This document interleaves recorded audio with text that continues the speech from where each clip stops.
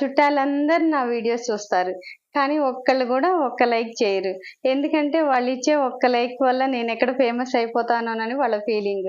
ఇది ఆ మధ్య ఒక సిస్టర్ వీడియో చేశారు కదండీ! ఇది ఆ సిస్టర్ ఫీలింగే కాదండి. దాదాపు అప్‌కమింగ్ యూట్యూబర్స్ అందరి ఫీలింగ్ కూడా అదేననమాట. ఇంకొక సిస్టర్ మాటేంటంటే, మా చుట్టాల్లో వాళ్ళందరూ చేసుకున్నా గూడా సబ్‌స్క్రైబు 100, 150 మంది అయ్యేవాళ్ళు. కానీ 50 మందే అయ్యారు. చెప్పినా గూడా చేసుకోలేదు అని.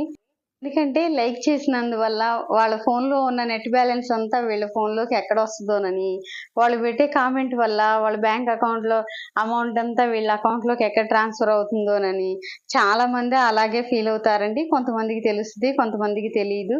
అలా వాళ్ళు లైక్ చేసినా, చేయకపోయినా, కామెంట్ చేసినా, చేయకపోయినా వాళ్ళకి భగవంతుడు వాళ్ళకి ఎంతవరకు ప్రాప్తమో అంతవరకు రాస్తాడు కదా! అది మాత్రం తప్పకుండా వచ్చి తీరుతుంది. మనం ఎంత వద్దని ఆపినా ఆగదు. మనం కావాలని చేసినంత మాత్రాన కూడా వాళ్ళకి రాసిపెట్టి లేకపోతే రాదు.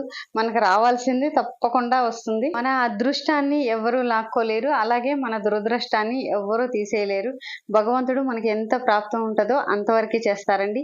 ఎందుకంటే కష్టపడే మనస్తత్వం, కష్టపడి వీడియోలు చేసే తత్వం ఉన్నవాళ్ళు ఈరోజు కాకపోయినా రేపైనా కూడా వాళ్ళకి ఎంతో కొంత ఫలితం అనేది ఉంటుంది.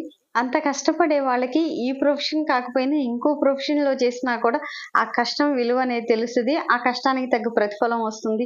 ఇప్పుడు ఇదంటే అందరితోటి డిపెండ్ అయ్యి ఉంటుంది పబ్లిక్ తోటి. కొన్ని ప్రొఫెషన్స్ అట్లా కాదు కదా! వాళ్ళ కష్టానికి తగ్గ విలువ అనేది వస్తుంది కదా! అందువల్ల మనం ఎవ్వరి ఉన్నతిని మనం ఆపలేము. మనం కావాలనుకున్నంత మాత్రాన అందలం ఎక్కించలేము. అలాగే వద్దనుకున్నంత మాత్రాన దించడం మనమెవరం అండి. ఇంతకీ నేను చెప్పిన విషయం కరెక్టేనా?